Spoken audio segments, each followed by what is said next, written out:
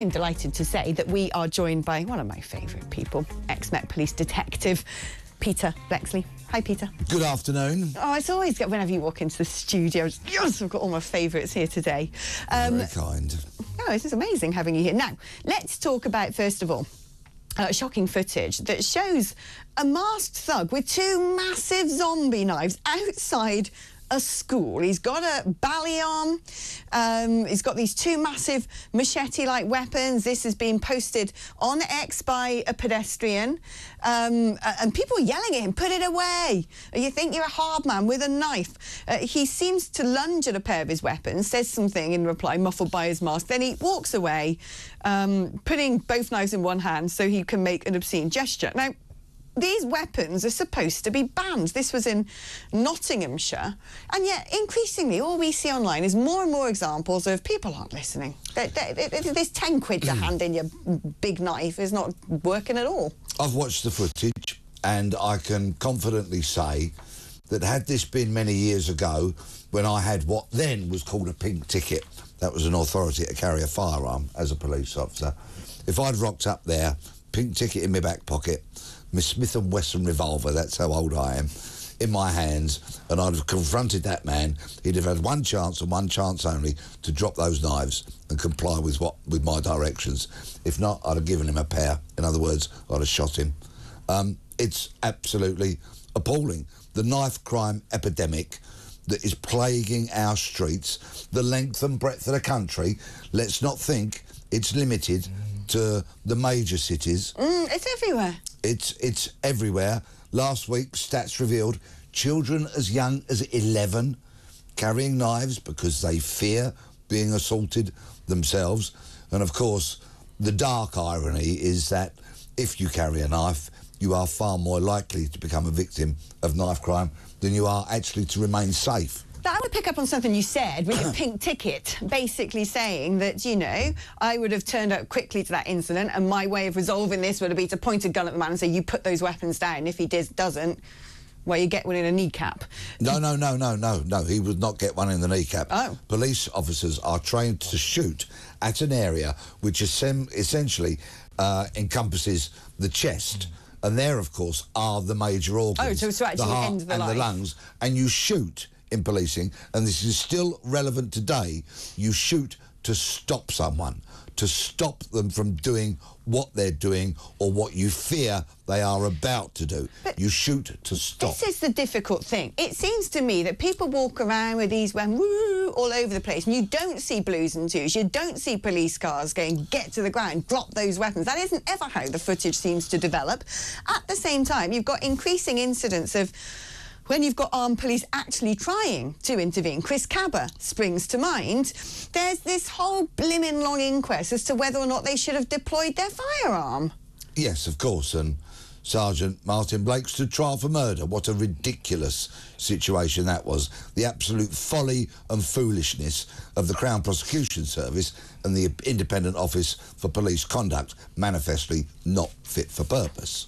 I'm afraid what we really need, and this might not be liked by very many people, but I think if we had, and you've got to remember these incidents tend to happen in a very short space of time. So by the time somebody's called police, invariably the people with the knives have stabbed whoever it is they want to stab, and then they've made good their escape. So it is difficult for officers to actually arrive at an incident playing out in live time and be able to confront someone armed with one of these weapons. Sadly, it's a rarity. But if it was more common and we had police officers with guns who were shooting people justifiably, lawfully, with reasonable and proportionate force, I wonder if that would have an impact on the amount of knives being carried. You'd think it probably would, but of course we've now adopted the whole sort of American toxic culture of defund the police, you know, oh, this person's been targeted because they're black and this hasn't been done right. And we've actually taken it for granted, I think, for decades now, that we have this great system of policing by consent. I think that, you know, I've lived in lots of countries around the world and I think we've got some of the best police in terms of, you go to, you know, most developing world nations, the police are pulling your car over because they see you driving, they want a backhander. Indeed. This doesn't happen here. You go to these developing world countries where they do that and they have their guns by their side at the same time. But even if you go and look at the way that policing can take place in Spain, in Italy, no offence to those countries, but there's a heck of a lot more corruption. There's a heck of a lot more, you know, taking authority to, you know, sort of exploiting it for nefarious reasons. Yeah. And at the same time as having really good, decent policing, by and large, there's always going to be issues. We've also not had armed police. Do you think that what you're saying is now we need to reconsider that? Because it's very clear, when you look at the knife crime in the United Kingdom, it's very clear that society has changed, the nature of crime has changed, the people now perpetrating crime has changed, and so perhaps our policing needs to adapt to address that change. Yes, I think it does. The carrying of knives is at absolute epidemic proportions, as is the use of knives. So we are having so many stabbings. The murder stats, which will get published early next year to tell us how many people sadly were murdered in 2024, are minuscule compared to the amount of people that actually get stabbed. And the murder rate would be, they don't die. It would be far, far higher if it were not for the brilliance of the surgeons, the doctors, the nurses, the paramedics and the police officers who every day of the week are saving lives, and we get to hear next to nothing about it. And also, the knife crime stats, which are increasing, are not actually a true representation of the problem, because they're only the recorded crimes. So it's only when a knife is detected or somebody's arrested and it can thereby be proven. So that figure is dwarfed because today, as we speak, tragically, there are thousands of people, if not tens of thousands of people, walking around our great nation armed with knives that we'll never know about.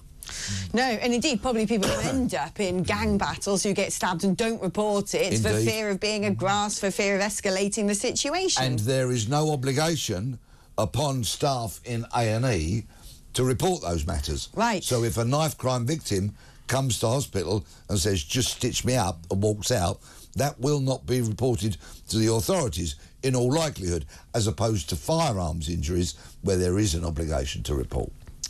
Now, let's talk about this other story here, which is a chief constable is now being investigated over claims she tried to stop journalists revealing police failings over Nottingham stabbings. This, of course, is the case of Valdo Calacane, a man who he had schizophrenia, as we know. He's in sort of medical detention, isn't he? Yes, he pleaded guilty to manslaughter on the grounds of diminished responsibility. So he's detained in a hospital rather than a prison. An absolute scandal. But what we now know is it seemed that she tried to hide the fact that he had already been reported twice to police before his stabbing rampage in 2023, which killed 19-year-old students Grace O'Malley Kumar and Barnaby Webber, as well as Ian Coates, before stealing Mr Coates' van and ramming into 3 people. Now, it's clear that this guy was dangerous. I think he does have schizophrenia. In that situation, when someone's been reported twice for erratic behaviour, for threatening behaviour, for dangerous behaviour, that is critical. That is a police failing if that person has then gone on to stab 3 people. And she's tried to cover this up. 13th of June last year, a date etched into my brain, because not only was it our wedding anniversary and we were away for that, but sorry, because this story will always remain about Grace, Barnaby, Ian and the people that Calacane drove the van into, giving them life-changing injuries forever. But my son came out of the same nightclub as Grace and Barnaby just a few minutes before them and got in an Uber rather than walking home. So we had a panicky few hours trying to raise him to see if they were OK. Rest their souls, those beautiful young people, and that wonderful man, Ian, who was just months away from collecting his pension, going fishing, watching his football and living his retirement life that he definitely deserved. Calacane is a monster. The Chief Constable of Nottinghamshire Police, not only on that day, but virtually throughout the rest of the investigation, Cape Mail, went missing. Missing in action, she was. She never led from the front. It was appalling. And now this story highlights the fact that apparently there was an off-the-record press conference where journalists were told to sign non-disclosure agreements in return for keeping it hidden that Callaghan had come across the police radar at least twice before. She was trying to suppress the truth. The establishment try to suppress the truth. And each time they do that, whether it be Southport, Manchester Airport, Nottingham, it causes disruption at best and sometimes rioting at worst. There's an investigation. If she's proven to have tried to suppress the truth, then sling her out.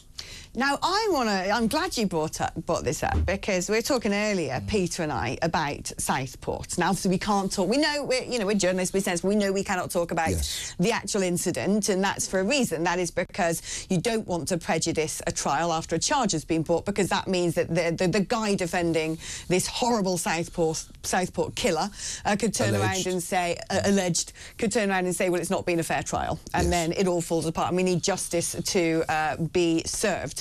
Yes. But I think what we can tentatively talk about is what I like to consider, or what I want to call the sequencing of information here and what went on. And it does seem very, very clear to me that there has been a cover-up. I cannot fathom the timings that came out when finally the charges were brought and we found out that there was this additional charge of having terrorist material. The only way I can fathom that timing, that coming out the day before the budget, is this had been very deliberately managed. I am only going to speak in very generic terms, because like you, I regard myself as a responsible broadcaster.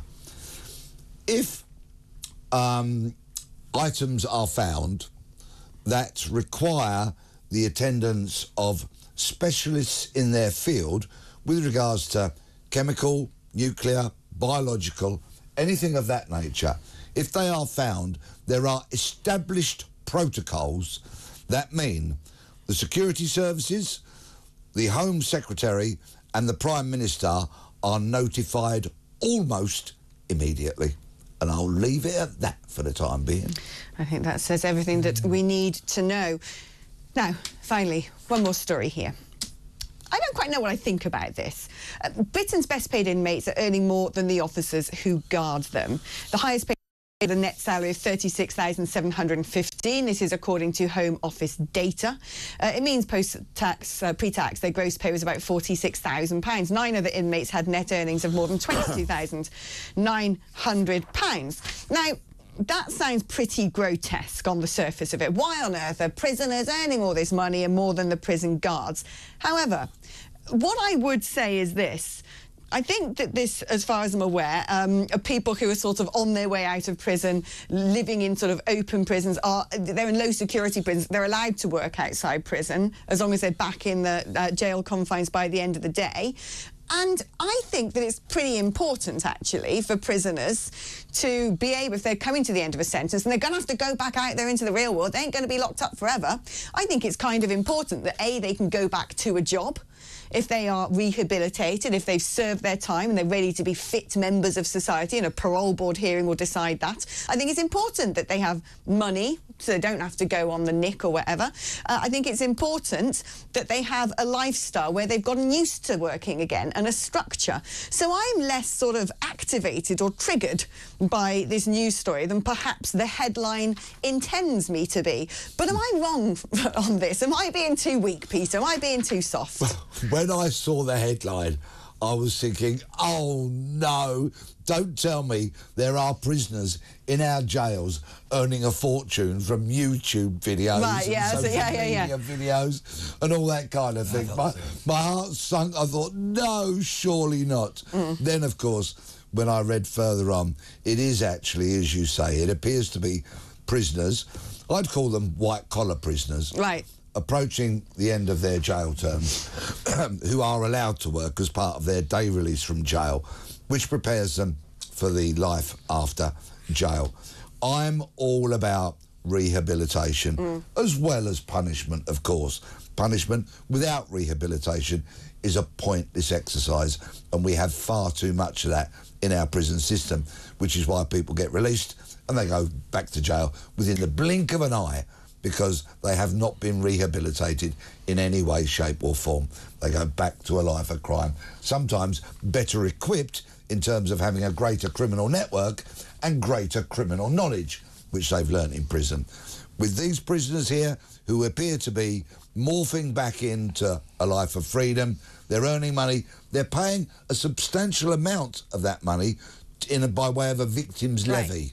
So that goes into a fund which does help victims of crime. Right. So all in all, I'm not outraged. In fact, I'm quite supportive of this. Yeah, me too. Peter, where's your position on this? Yeah, I have to agree. I think you're right here. I always go back to the gutting of probation services as one of the reasons we're living in this, how we are right now. The gutting of, you know, things like these rehabilitation programs for just penny pinching, really. And we're seeing the direct consequence of it, because we're, like you say, people are back in prison like that, and often with this better network and all the rest, and all the things that go part of that.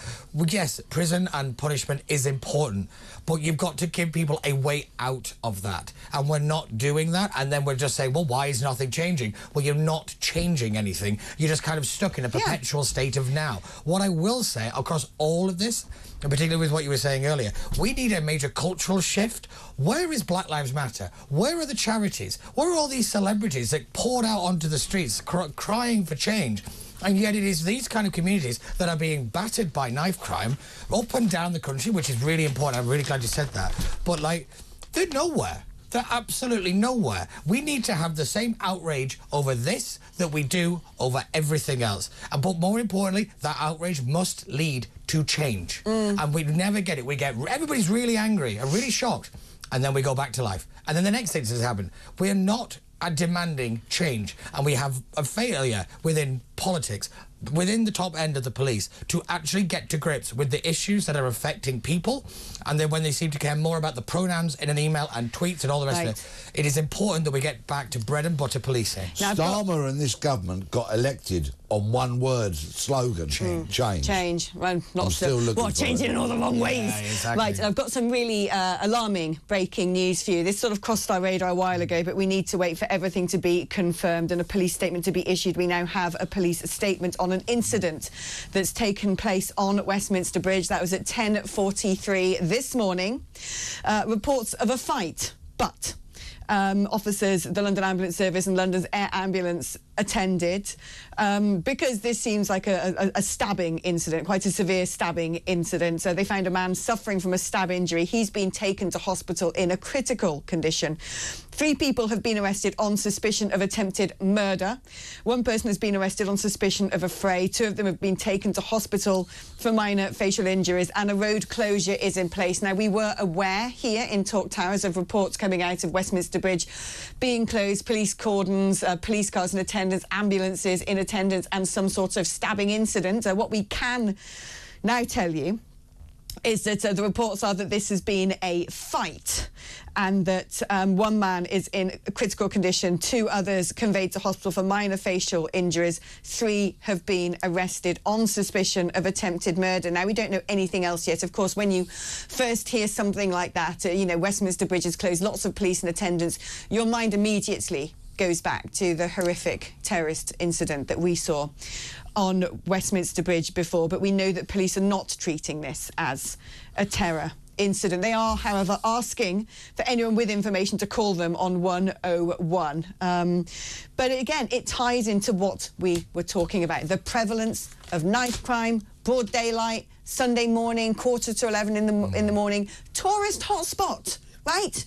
When you come out of Westminster Bridge Tube, packed with tourists. They all want to see the House of Parliament, Westminster Abbey. What on earth do people think? Visiting this country now, when they've either got a load of pro-Palestine toe rags, or you've got people wielding machetes and stabbing people. And as you've referenced the previous Westminster terror attack, I, of course, have to mention Keith Palmer, rest his soul. Of course. I travel through this part of London frequently. You're absolutely right. There are many police officers, of course, protecting the Houses of Parliament, There's lots of those, together with their weaponry and the such like. But if you come out of Westminster Tube, yes, there's many tourists taking photographs of Big Ben. There's a big red shiny telephone box the other side of the road. People queue up. All the Chinese brides in their wedding dresses getting their photograph taken there. But you know what? There's a very unpleasant criminal underbelly morphing within these people. I've seen it. I've identified it. And I've looked for police officers on the other side of the street. You know, not those involved in protection. What are we talking about? And I don't about? see them there. Oh, wow. Let me just say, what I, perhaps, slipping back into policing vernacular, might say the usual suspects. People that look to me like they're looking for people who want to buy drugs. There seem to be people preying on people who want to get gear. Pickpockets. That's a big one. That's a huge one. Loads of them. I see plenty of that. Those wretched pedalo things, what are they called? Oh, yeah. They're like those things, those rickshaws. Yeah, the rickshaw things, Which are just an extortion technique. Yeah, indeed, an uninsured extortion technique, and more. And it could really do with policing being on that side of the pavement as well. I know the police can't be everywhere before somebody mentions that. I know they need to be everywhere, because they're not everywhere, but we need to have more visible policing. I kind of feel we need to bring back the old Victorian whistle systems when a kid on a line bike's tried to mug someone down here. It's like, poop, off he goes and gets apprehended further up. Westminster Bridge is actually a very unique bridge in London. It's actually painted green, which is to represent the House of Commons and the fact that it is like the Mother of Parliament in that area and the importance of that area.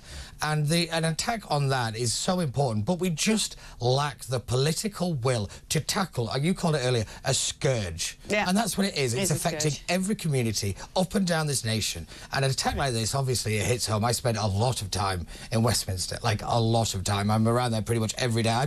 Most people think I just live in the buildings there, but it is really important that we, like you say, we tackle not just, obviously, the kind of the crimes that affect, like burglary and stabbings and all that kind of stuff, but the little crimes, the street crime, the broken windows. I tell you now, there's no little victims. No little victims. But I tell you now, I do not take my laptop or anything like that into Westminster, like if I'm going to for a drink after work, because, like you say, it is that kind of stuff, and failure to tackle that leads to what we're seeing now. I totally agree. Undeniable. True.